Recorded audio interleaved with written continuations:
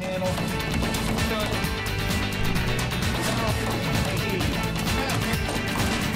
time for Lumberjack!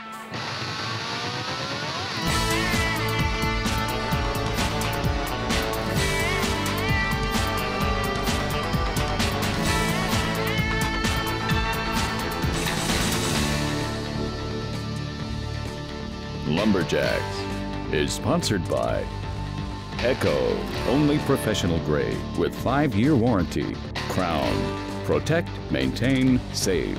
Gas Guzzler lifts gas and oils from land, vehicles, and tools. Yamaha, conquer outdoors.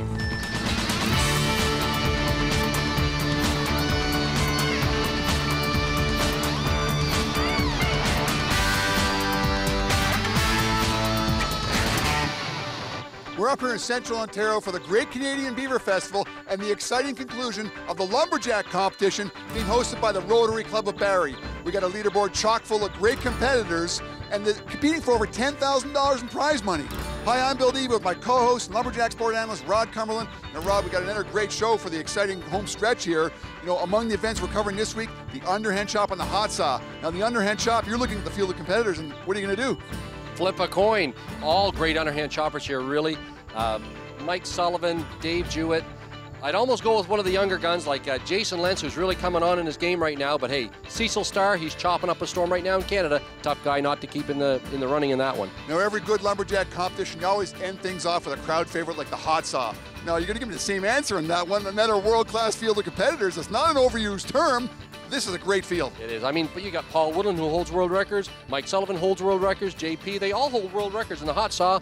It's a tough field, but if I was to pick one, I'd say Mike Sullivan with his revamped saw. He's going to be a tough guy to beat. Well, the weather's a little bit cool, but some guys are still out in the water having some fun. We have a leaderboard that is anybody's game, really. We got Waterfield, Jewett, Lambert, and Sullivan all ready to take this crown here at the first annual Lumberjack competition, part of the Beaver Racing Festival. We're going to get things started with the Underhand Chop. The Underhand Chop, we're going to be showing you the top 4 heats. This first heat, all New York battle between good friends and competitors. Paul Feniger taking on Gabe Darling. Paul Feniger, usually at the top of the heap when he goes to shows in New York. I know he's struggling here a little bit today to make his way to the top of the heap, but this is one event where he might be able to gain a little bit of ground. Well, Feniger goes to some competitions, but they're not chock full of competitors like we have here today. Gabe Darling and Paul Feniger both into the wood. Nice clean lines there for Feniger. Feniger has clean lines, he's clubbing, but man, his pace is really off. In this popple, you've got to keep the pace up in Canadian popple, or you're not going to get the job done fast enough to catch pace with these other guys here. You did mention he's clubbing there. That means that he's not sliding his hands. He likes it for the power, but like you said as well, Rod, he can't keep up the pace. Lines are great. Again, Paul's done a great job on the front side. His lines are good, but he's got to start driving this thing off and get a little bit more speed. Paul Feniger trying to wrap things up here, putting some drivers in with his clubbing kind of style. Gabe Darling struggling to the finish. Paul Feniger wins the heat. You taking on your buddy Gabe Darling there in the Underhand Chop. Pretty close race there. What was your plan? Did you stick to it? Yeah, pretty much. I didn't want to try to go too fast and overhit the block and not really lay in and settle into the hits and hit it pretty hard. That's the key to Aspen. You got to really, sit on that head axe and just crank it in. Nathan Waterfield. I'm an arborist and a logger from Cherry Valley, New York. Hi, I'm Dave Jewett. I'm a chainsaw carver and a Christmas tree salesman, and I live in Pittsford, New York. One heat down, 3 heats still to come. That time at 36.24, set by Feniger in the first heat. It's going to drop like a rock with his next 3 heats. Waterfield and Jewett coming up next. And Nathan Waterfield, he's done really well in both chops already. He's going into the underhand here. Dave Jewett has a great pace. Nathan Waterfield, he put a driver in the turn. I think it's way too early for him to turn. Could have been a little bit too early. Then he slabs out on the backside. Slabbing wood is good for business, though, because you know it's good wood. Here he is. He's getting into the smaller wood. It looks like he's chopped into his foothold. He's really tight to it anyways. Dave Jewett doing a great job in his block. Very close to the foothold. Jewett trying to drive things off right now. And there it is. Dave Jewett wins with a 27.17. Okay, we see it time and time again. You're stroke for stroke. Nathan goes 9 strokes and turns. You go 3 extra strokes and do 12 in turn, and you beat him. So just tell me the importance of getting the work done on the front side. Yeah, I knew he turned ahead of me, and I would have been frustrated, but I had a good front end. I had good slope, and I said, this is a good front. So, don't lose your composure, and it paid off. You know, I'm usually one to kind of do what Nathan did and turn early, and but I've had such a tough year in the underhand. I really haven't placed in about 6 shows, so you know, I'll place today. I probably won't win it, but it was a good cut, so I'm digging my way out of the abyss, I guess. 12 strokes good for you on the 14 inches? Absolutely. In Aspen, you know, this isn't soft Aspen. You got to cut this. So 12 in the front, you know, that's really good, and it was there. Still a couple of heats to come of 4 excellent choppers. This next heat, top axeman in Canada, Cecil Starr, taking on veteran competitor Mike Sullivan from Connecticut. Cecil Starr, he was the one that secured the wood for this competition. He chops a lot of aspen across the country. He knows he's got to keep the pace up to do really well here in Aspen Wood. It's going to be interesting to see what his technique is, what his strategy is here in the underhand chop. Well, it's 27.17 is time to be set by Jewett in the last heat. Cecil knows the wood. Everybody's commenting on the wood, it being nice and firm, but it's chipping out really nice. It's chipping nice. Look at the pace, Cecil Starr. He's really picking it up here now. The Americans used to chopping that white pine, still taking slow, firm strokes, but look at the pace on Cecil. Sullivan struggling through his block there. Really firm block. You can see him struggle on the last stroke of his first side. Cecil Starr lowers the time to beat to 24.06. Now with your front side there, were you worried about wooding yourself at all because you opened up pretty narrow? Oh yeah, that first couple hits was off by 1.5 inches, and I made it worse on the other side, but I just rolled it in and drove it in. Hope for the best. Kind of classic Cecil Starr. You start your pace off maybe a little bit slow and conservative, and then you just sort of go to balls out. Yeah, usually get that big chip out. Ideally, if I go a bit slower, I can put the axe in the right spot and get the whole side set up, and then you put some speed in small chips. But I just kind of had to start going there and do something. Hopefully it worked out. And your high-risk move, front side to back side, pays off because you made it stick this time, but it's a high-risk maneuver. Yeah, once in a while you fall off, but when you stick it, it's good. It should work on that, I guess, but today it was all right. Thanks, Cecil. Thanks, Bill. My name's Jason Lentz. I am a pipeliner, Lay City Water, and I'm from Diana, West Virginia. My name is Jean-Pierre Mercier. I'm living in Saint-Lucien-de-Lauzon near Quebec City in the province of Quebec. I'm building crosscut saws, bow saw blade, and working for Lumberjack Sport. Cecil lowering the time to beat by 3 seconds, which was set by Dave Jewett. Now we're down to 24.06. Jason Lentz coming up against JP Mercier. Well, Lentz may be able to take him down. I know JP Mercier, he does a great job in the chops, but he just doesn't have it here with this field of competitors. We're looking for Jason Lentz to do a great job in this underhand chop. Well, certainly JP likes to depend on his experience in the axe events because he doesn't, you know, he's getting a little bit older here. But Jason Lentz, he's a mountain of a man with a big wingspan. He hits the block hard. If he hits his marks, he'll be doing okay. He left a lot of wood in the front, but he's getting ready to drive here. It'll be interesting to see if he has the power to push it off. And he does. He does it in 26.2. And Canadian Cecil Starr is going to win the underhand with a 24.06. Yeah, I noticed on your front side there, your slabbing nail saved you from a big slab there, but did it affect your concentration at all? A little bit. I had to go back and put in another hit. My act kind of bounced there on that hit after the slab came off from my right hand hits, so I went ahead and put in another one. Well, the underhand chop is a wrap, but look at veteran competitor in 4th place, JP Mercier, giving 15-25 years of most of these guys, finishing with 29 seconds. What a spectacular event put on the Rotary Club from Kempenfeld Bay. Here's President Stella Gann. I think the best way to describe the Rotary Club, there are many definitions, but really, truly, at the end of the day, we're friends and we're neighbors and we're business leaders in the community. We get together and we work together to make an impact and to make a lasting change, a positive change in the place where we live. The Beaver Festival is one of the many events that our club put out to raise money. To raise funds, where we will disperse the funds back into the communities to various organizations, projects, as well as community events. And the city itself and the community itself has been really, really supportive with various events that are being held right at the waterfront. I think the community and the people of Barrie really recognize the beauty that the city has to offer and are really open their wallet and their support for events such as ours. And much thanks to the Kempenfeld Rotary Club for putting this whole event on. It's the first annual lumberjack competition, which is part of the Canadian Beaver Festival. We are down to the last few events here. We are now into the women's stock saw. It's 2 cuts for these women, and they got to do it within 4 inches. We got Tracy taking on Peg, but you think 2 cuts in 4 inches is easy? It's not. Get off the couch and bring it, give it a try.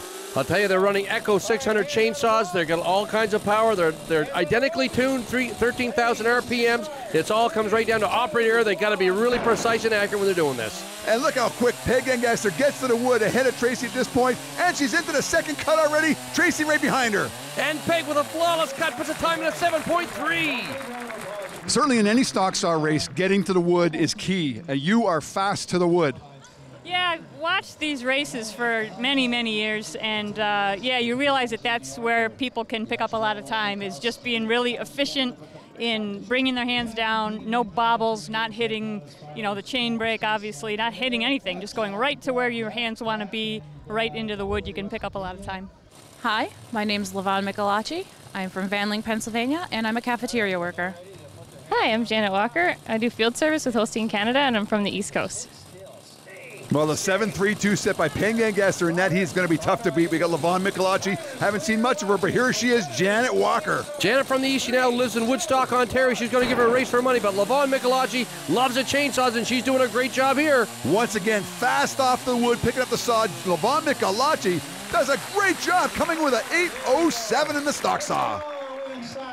Okay, so when you go in the last heat in the stock saw and you see the women cutting through the wood fairly well, I mean, the saws are cutting good, any kind of an advantage there to go last? Yeah, kind of. You just got to watch what they're doing and see how hard they push on the wood, push on the saw to go through the wood and listen to the saw.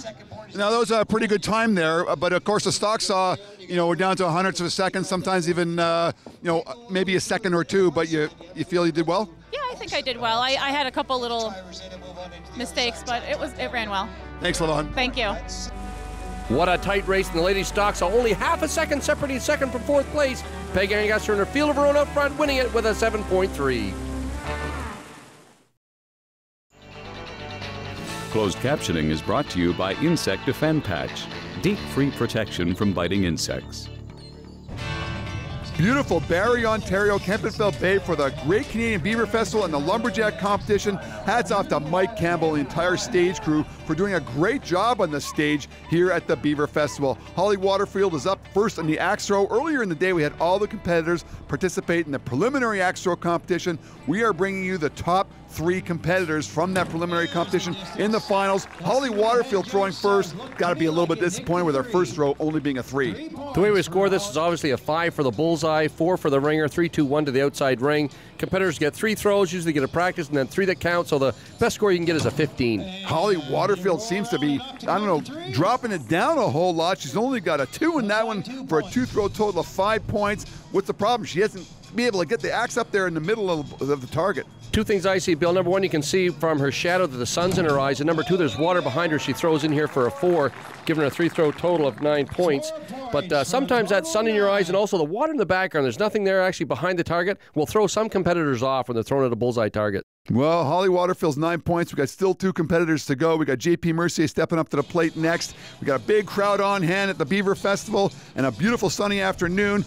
JP's, and we got Mike Sullivan after that. Certainly they should be able to take down the 9 points by Holly. And there, JP starting off with a 4. He's going to be happy with that one. JP's a pretty consistent competitor in everything. Of course, he's been around for a lot of years. Axe throw, he actually likes the axe throw a lot, does everything consistent. You can see these guys doing the same thing over and over again. Really, consistency is the answer in the axe throw. JP's doing everything right now. Now we've got the axe target on the stage, and the guys are actually throwing from a platform to keep everything level, so they're throwing consistently on the same level of ground. JP's second throw, a 4 there. You know, he's got to be happy with 2 4s, but he's really looking for a bullseye right now. Needs a bullseye to keep pace with this crowd to get him up to a 13. Not going to do it, another 4 it looks like, so JP won't be happy with that knowing who's coming up. 11 points, and Holly Waterford only had 9 points, so we got 11 points leading the way, and JP, looked doesn't look really that comfortable throwing there. Looks like he's almost throwing up. Maybe, again, he's trying to keep the sun out of his eyes, looking up to the sky or something. I think the sun's the biggest thing here, and actually lots of room here for Mike Sullivan. He's been in axe throw finals year in, year out. He knows there's lots of room here. He just has to do what he always does. Oh, starts things off there with a 4. Good throw for Mike. No, actually, I think he's probably creased the edge of the bullseye there. Steve Myhills is having a look at it, and he gives him a 5 points. Axe probably just creased it. May have buried that axe in through the red bullseye. And sometimes when they do that, oh, nice throw by Mike Sullivan. That's the second one. There's no question about that when it's a bullseye. But sometimes when they throw, the axe point actually buries in behind the higher scoring ring, and they have to back the axe out to make sure it actually did cut it, and they will get points for that. Here comes throw number 3, and Mike Sullivan with a fist pump comes with a perfect 15 and wins the axe throw. It's going to be close. It is. Nice sunny day, big crowd on the water here. Must be nice to tone things down a little bit, get a little bit of axe throwing in, eh? Yeah, it's a great event. I love the event. I've always done pretty well at it, and it is a pressure event. It's an event that I kind of compare it to putting in golf. It looks really easy. Just putt that in a 2-foot putt, get it in the hole. But with the pressure on it, it's not that easy. Now, would you have had more pressure if there was, a 13 or a 14 ahead of you? Well, you know what? Sometimes it actually helps when there is, because you tend to go up there and 11's the score to beat, and you kind of lose your concentration because I can throw a 12, and sometimes you make mistakes. So you have to really focus and learn, prepare yourself. Okay, throw a 15 like there's somebody with a 14, and put that pressure on yourself. Thanks, Mike. Thank you. Well, not sure if it was sun in the eyes or the water in the background, but none of it bothered Mike Sullivan as he threw 3 perfect throws to win the axe throw.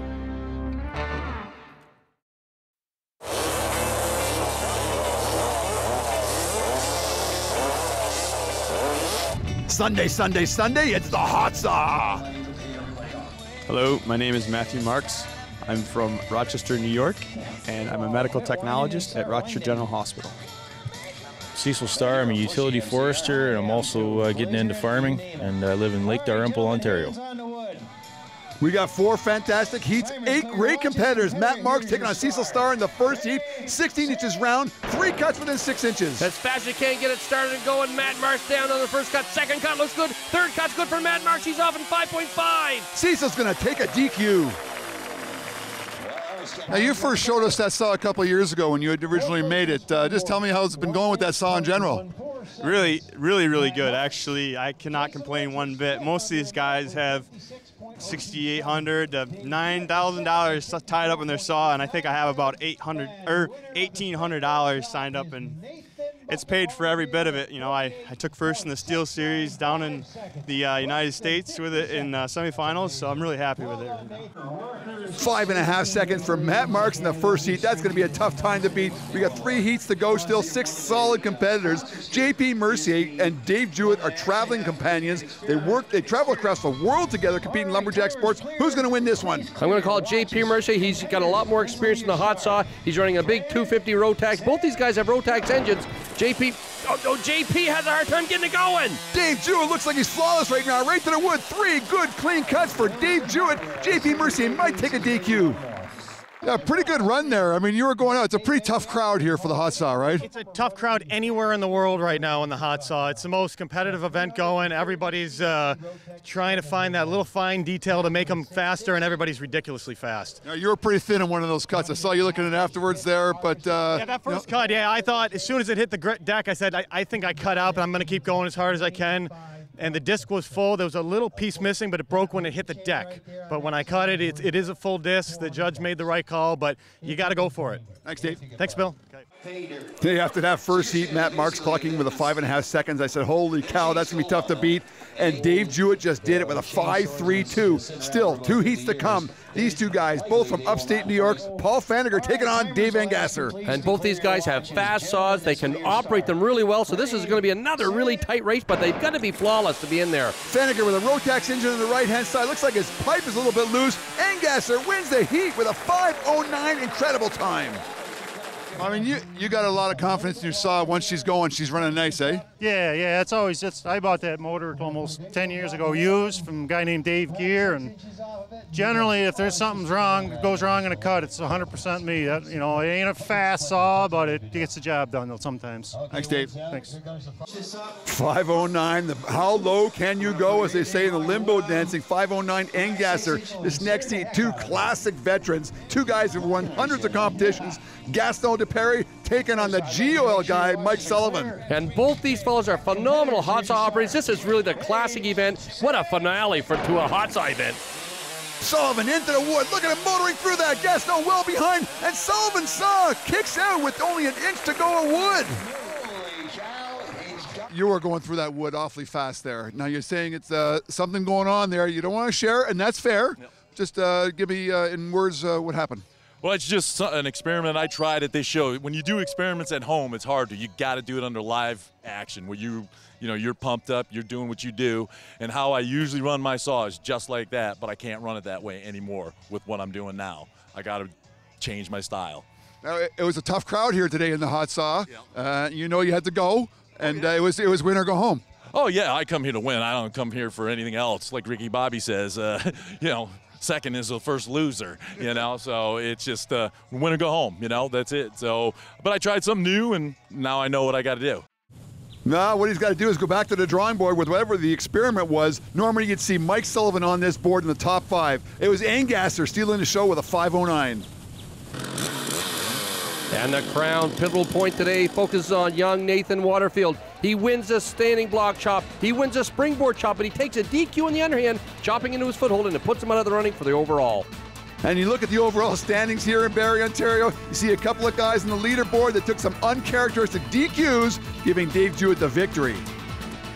And the Gas Guzzler Lumberjill of the day is Peg Engasser, amassing 300 points in the day. The Gas Guzzler Lumberjack of the day, Dave Jewett.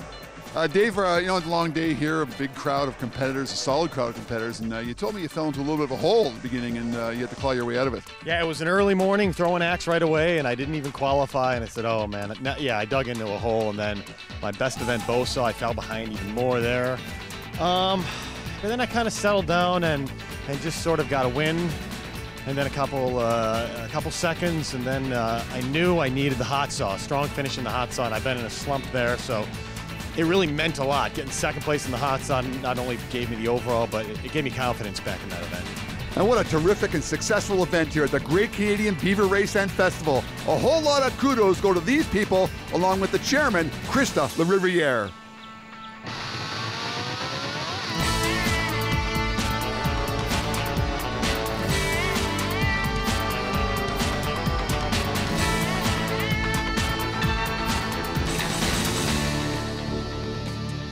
Lumberjacks is sponsored by Echo, only professional grade with 5-year warranty. Crown, protect, maintain, save. K100, make water burn. Yamaha, conquer outdoors.